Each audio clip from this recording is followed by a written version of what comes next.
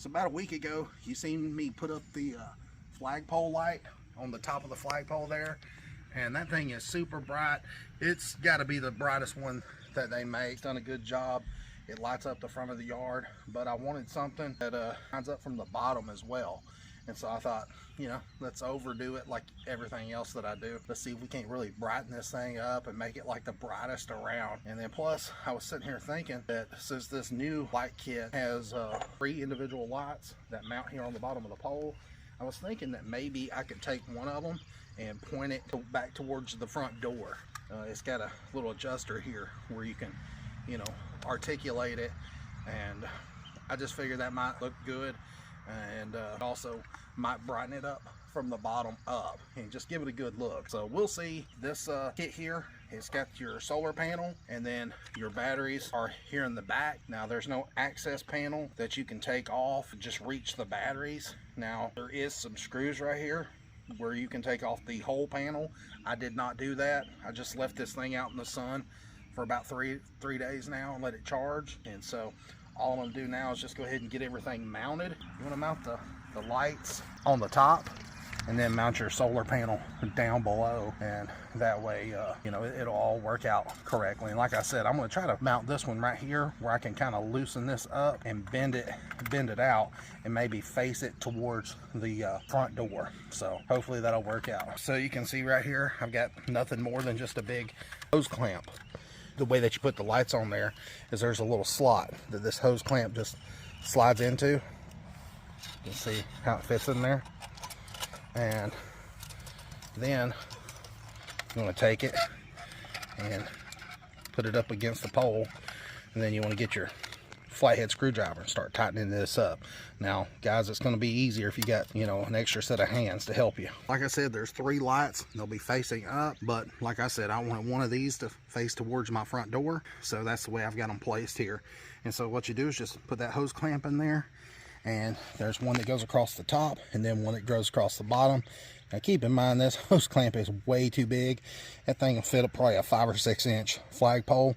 This one's just a 3 inch, but you'll keep tightening it up till it becomes snug, and I've got it right where I want it right now, so I'm gonna go ahead and tighten it down. Now keep in mind, this thing, the way that it does tighten, it does scratch your flagpole. So if you have a black flagpole, then you know this one might not be the one for you, because it's got these little stainless steel legs that kick out, that kind of dig into the flagpole. So I just wanted to make mention of that, because you know, I know some of you have, you know, different color, different finish flagpoles, and I didn't want you to scratch your finish off. So now that I've got this upper clamp tight, I'm gonna go ahead and put the lower clamp on. But before I do that, I'm probably gonna cut some of it, the clamp off. You can see how big this thing is. All right, like I said guys, I've got all this extra hose clamp, and there's no need to sit there and fight it trying to tighten it up. So I'm gonna cut off quite a bit. I'm gonna cut off to about right there.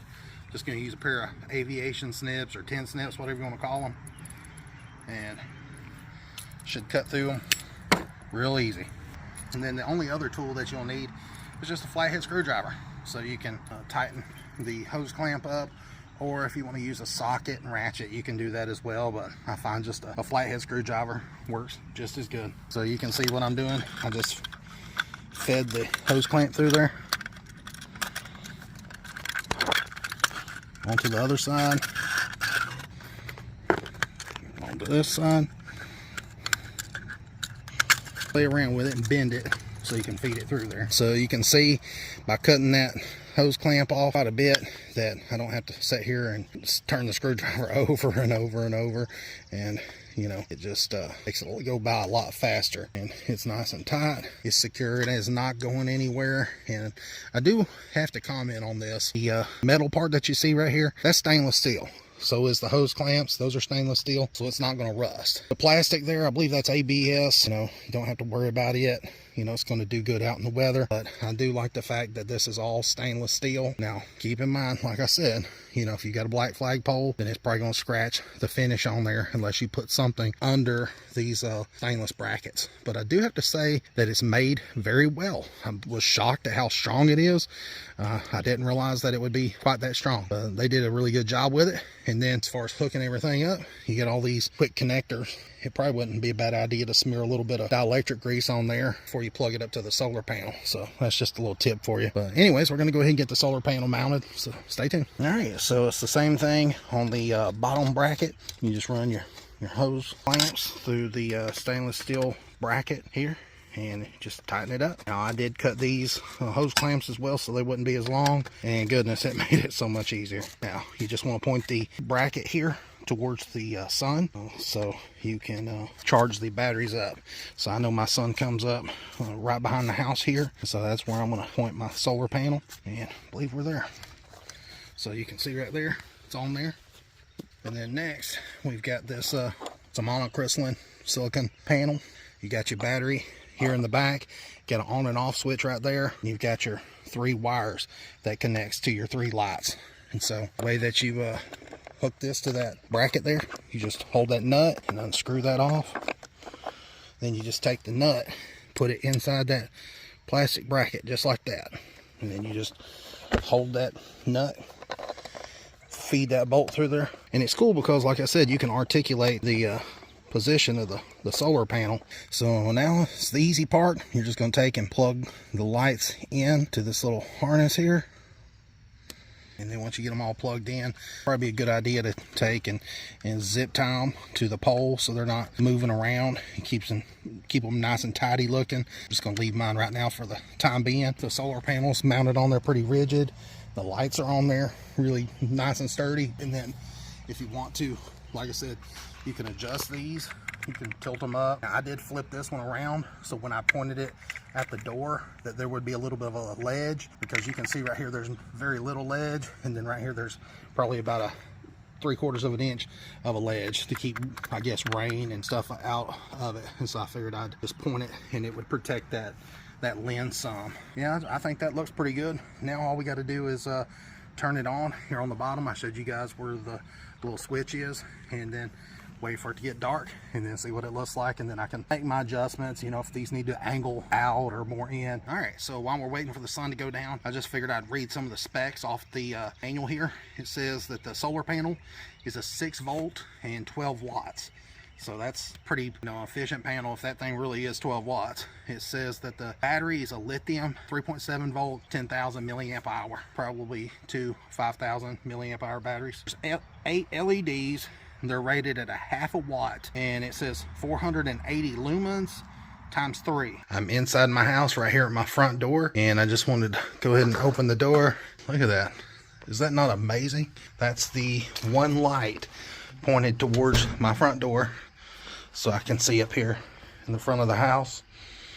You know, my walkway kind of curves around to the right there, and you know, I don't have a whole lot of light here in front of the house. You know, I thought it would be cool just to point one of those lights towards the front and give some security to the front of the house, and the other 2 are pointed up where you can see the bottom of the flag and the flagpole.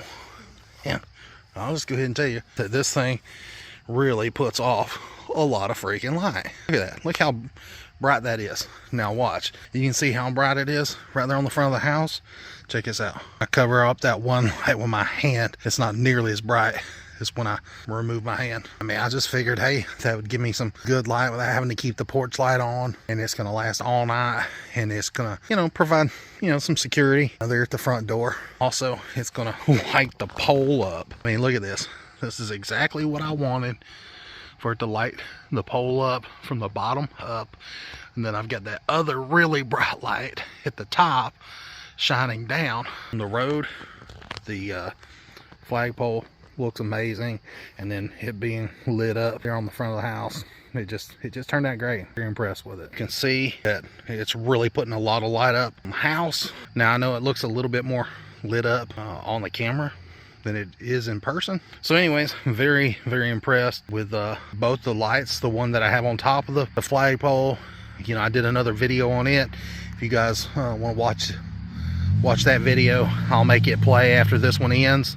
That light up there is like the brightest light that they sell online. It's like 466 LEDs or something like that, and it's got two 21,700 batteries. You know, it's a super bright LED light from shining down from the top down. Now the one that I just put up there, it's not as bright as the one that's on top, but literally I just wanted it to light up the bottom, the flag, and the bottom of the pole. It did everything that I needed it to do. It provides a lot of security for me now, and that way, you know, if you're coming home late at night, which I don't come in the front door, I usually come in the back door, but you know, somebody's visiting or something and it's dark, you know, you're not afraid that you're gonna step on a snake or something. I mean, I live out here in the country. I'll put a link for light there on the bottom of the flagpole down in the description. I'll also put a link for the light that I used on the top. That way you don't have to hunt for different ones, because there is a ton of them on Amazon and you got to know which one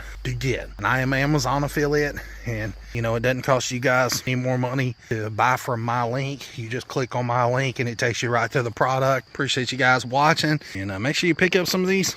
The 4th of July is coming up, guys. Sorry I hadn't been able to get no footage with the flag all extended out in the wind, but it is what it is. I'll try to get you guys another video on this thing really whipping in the wind. But all right, just to show you guys how strong those lights are on the flagpole, I told you I would get some video when there's some more wind, and you can see I've got a light there on the bottom, and then I've got this one here on top. We're having 60-mile-an-hour wind gusts right now. We're in a major storm. My idiot self's out here videoing for you. Look at that flagpole moving in the wind. Hear the wind chimes? Is that not crazy? But just wanted to show you with that flagpole light on top, not even moving. It's not trying to fly off there. I'm sure if it got stronger, it probably would, but I mean, you can see it's a major storm right now. Look at it raining. But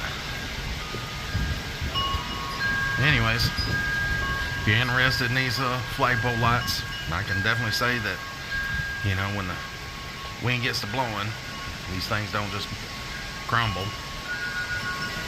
So anyways,